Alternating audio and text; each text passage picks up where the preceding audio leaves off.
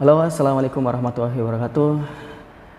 Kembali lagi di channel saya Reski Budiaji. Dalam video ini kita mau bahas tentang komentar-komentar di video mengenai penipuan online yang menggunakan atas nama diri kita atau sebagai korban.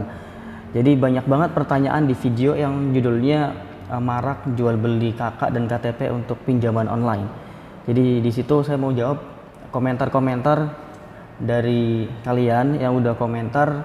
Barangkali kurang jelas kalau misalnya dijawab melalui komentar, dan di video ini saya akan coba jawab dengan sepengetahuan saya tentang bagaimana sih tentang modus penipuan ini dan solusinya gimana dan cara cegahnya itu gimana.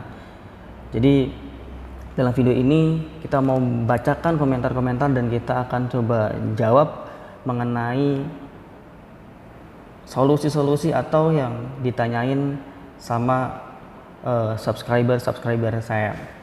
Yang pertama, kita langsung aja ya, nggak usah lama-lama karena komentarnya lumayan banyak. Jadi video ini akan lumayan panjang, tapi semoga bisa berguna buat kalian dan untuk berjaga-jaga untuk jaga data privasi agar jangan mudah diberikan ke orang lain. Yang pertama, pertanyaan dari Rahma Desmita. Dia jawab gini, "Bang, kemarin ada yang nelpon ngaku-ngaku dari Halodoc. Saya memang pakai aplikasi bang, dan dia minta nomor KTP, nomor rekening, nama, email, tanggal lahir. Tapi saya nggak kirim foto apa-apa sama dia bang. Kira-kira bahaya atau tidak bang? Saya takut banget bang disalahgunakan. Saya sampai nggak enak makan, nggak enak ngapa-ngapain, please jawab bang." Sebenarnya saya udah jawab di video ini dan udah reply juga di komentarnya.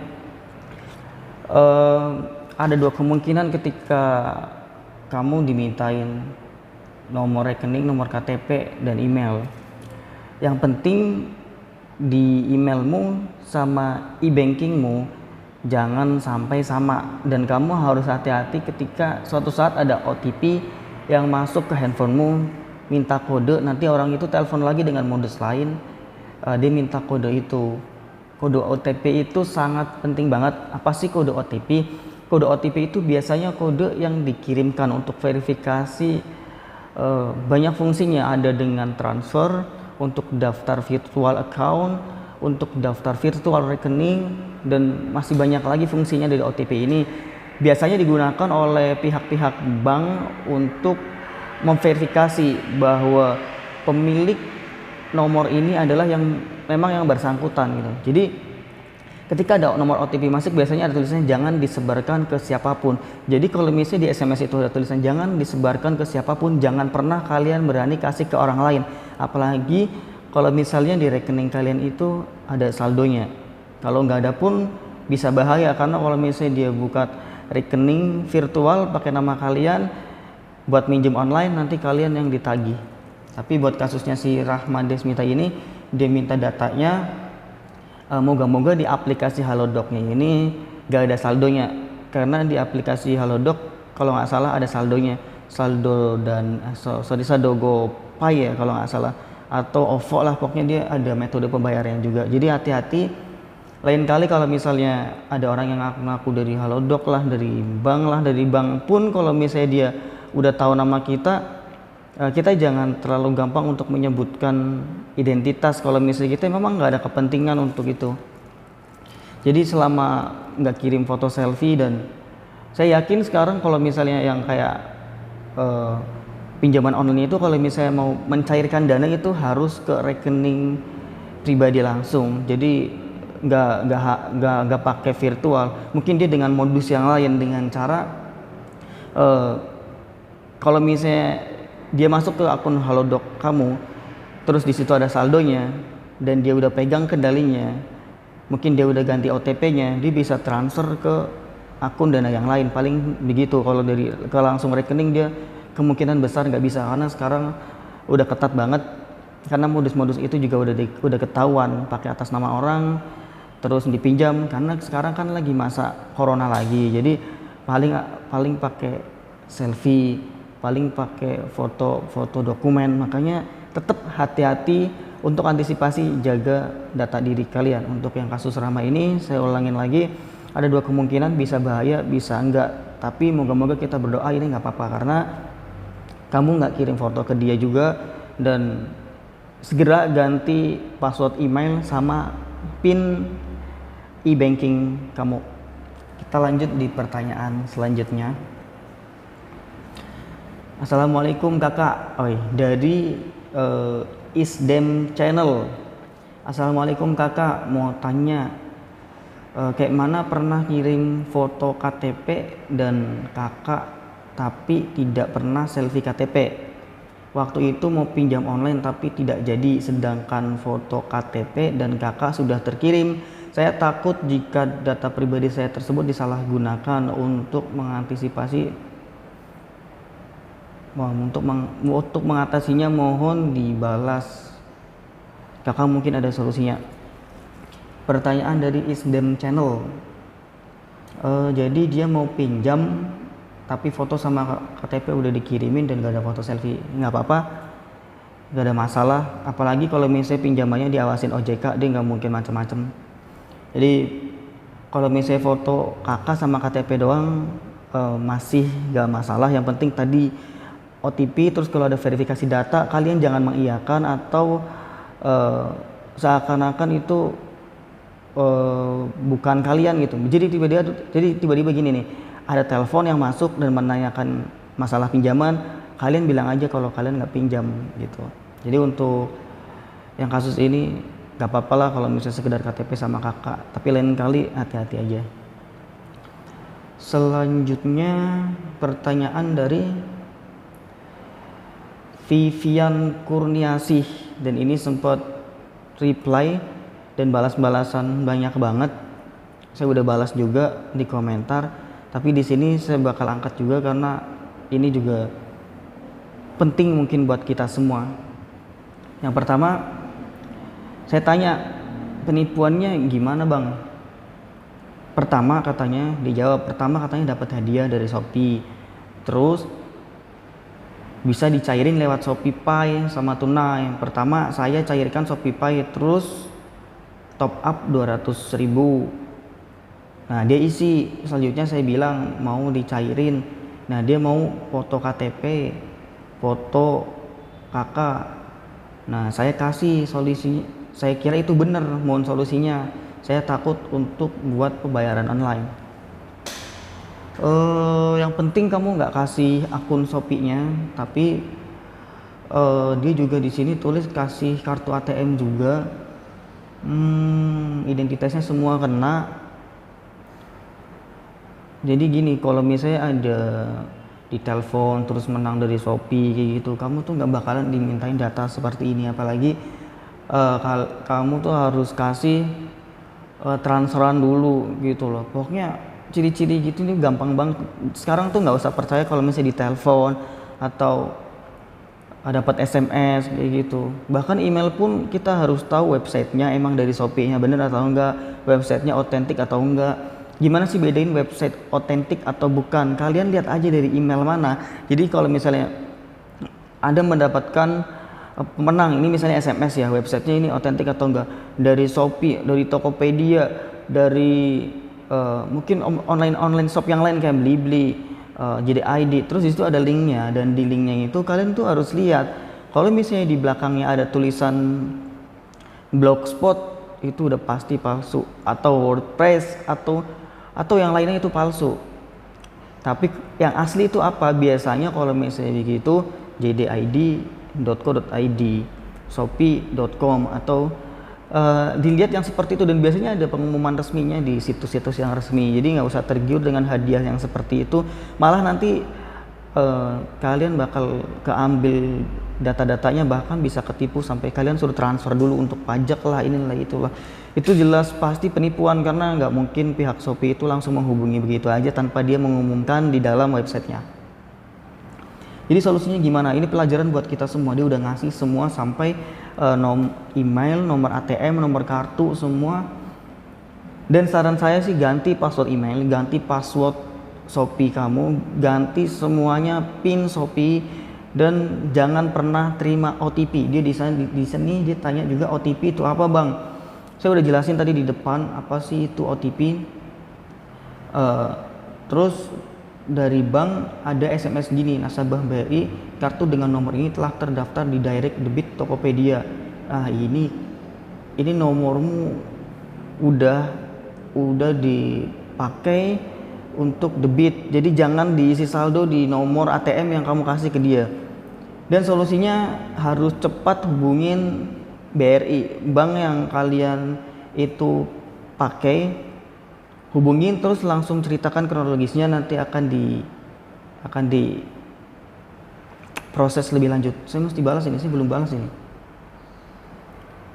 Saya takut data disalahgunakan, saya balas dulu ini. Bang, ke banknya, ke bank BRI bilang Anda tidak daftar auto debit dan jangan isi saldo dulu,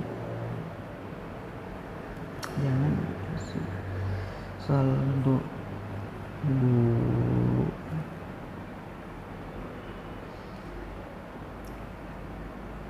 Nah udah, jadi ini kasusnya udah lumayan payah ya, maksudnya ada modus baru, ternyata dia cuma minta data dan dia bikin direct debit di akun Tokopedia. Jadi dia mau ngambil buat top up pulsa, atau dia bisa, mesti hubungin segera sih banknya.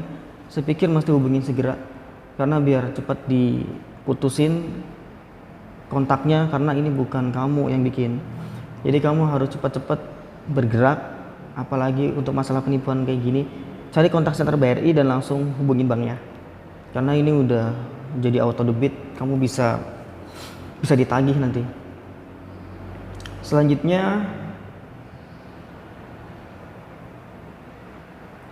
bang, kalau ada yang minta nomor NIK dan nama dan tanggal lahir itu boleh nggak, katanya mau dapat bantuan.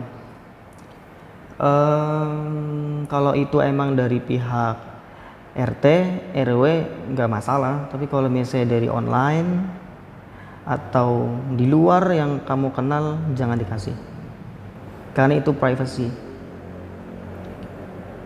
Bang, cara mengatasi kakak KTP dan buku tabungan online yang kena tipu gara-gara pinjaman online bagaimana?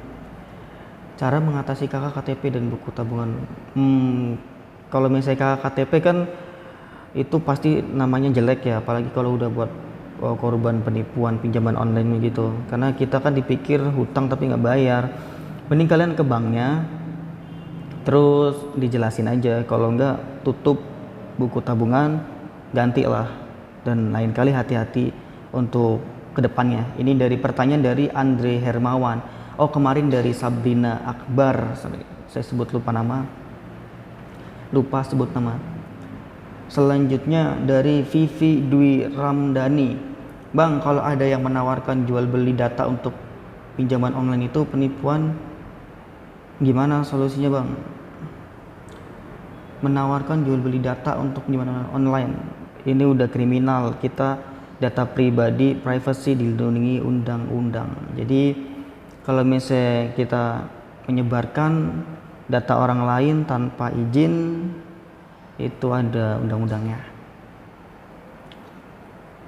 Dari Agnes, pertanyaan selanjutnya dari Agnes. Saya sudah 2 kali mencarikan dana melalui aplikasi pinjaman online. Gimana tuh bang? Yang kedua ini belum lunas.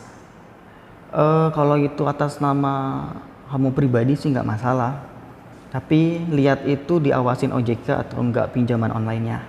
Jadi suatu saat datamu nggak dipakai buat yang lain-lain. Pertanyaan selanjutnya dari Apri. Apa nih? Aku punya 1 kecamatan kakak dan KTP plus kartu BPJS. Oh, tapi jangan disalahgunakan. Ini bukan pertanyaan sebenarnya. Aduh, saya lewatin. Oh, selanjutnya dari pertanyaan dari Risman.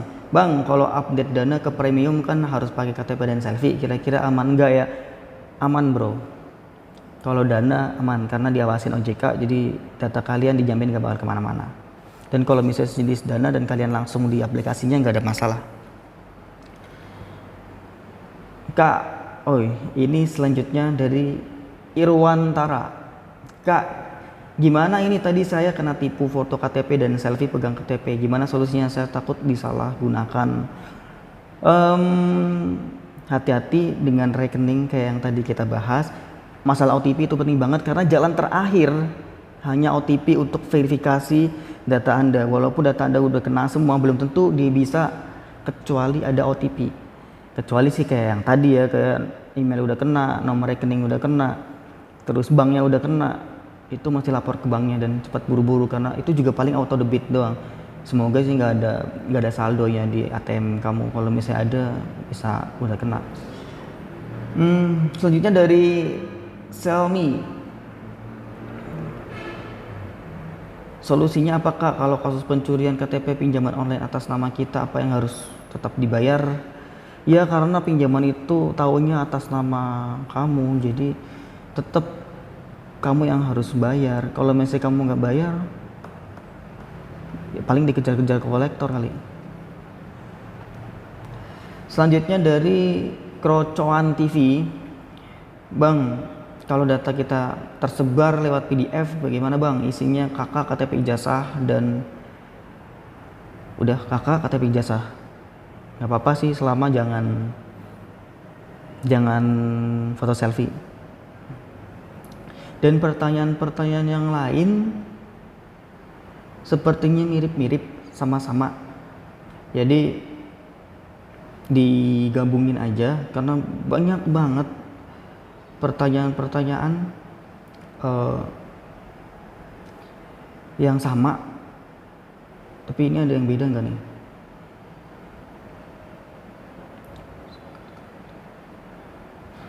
Pertanyaannya hampir sama-sama, jadi udah terlanjur kirim kakak, udah terlanjur KTP, juga udah terlanjur foto selfie. Jadi kalau misalnya baru cuma 3 ini, kalian masih aman dan gak usah takut. Yang penting kalau misalnya ada telepon, jangan diiyain masalah pinjaman, apalagi kalian ditanya nomor rekening bank dan kalian dimintain auto debit, jangan mau. Dan virtual account yang lainnya juga jangan, karena siapa tahu pinjaman itu dicairkan melalui virtual account atau rekening virtual kayak dari Dana, OVO atau tadi ShopeePay, dan banyak kan virtual uang yang lain yang bisa dipakai untuk mencairkan dan untuk bisa transfer dengan gampang tanpa harus tahu identitasnya gitu. Makanya hati-hati sama akun-akun itu juga.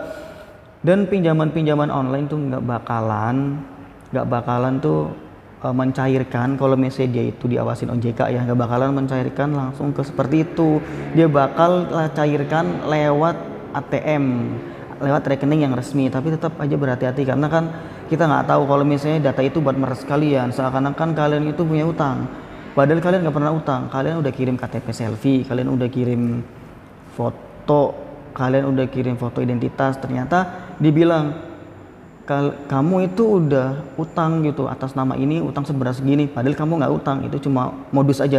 Pokoknya kalau kamu nggak merasa, tetap bertahan lah gitu, nggak usah takut. Yang penting tetap jaga privasi. Dan sekian video ini, semoga dapat menjawab semuanya dan bisa buat pelajaran buat kita semua untuk menjaga data pribadi. Satu lagi ada pertanyaan, kalau misalnya di ShopeePay, OVO, Dana itu aman kalau misalnya kalian foto selfie untuk masuk ke premium. Tapi sekarang setahu saya kalau OVO premium harus datang langsung ke gerainya, dan untuk yang lain juga mungkin sama, sekarang harus datang ke gerainya untuk verifikasi jadi premium. Jadi tetap untuk aplikasi-aplikasi yang udah diawasin OJK aman, tapi kita harus tetap lihat dan cek apakah aplikasi itu diawasin OJK atau tidak. Jadi kita bisa tahu aman atau tidaknya.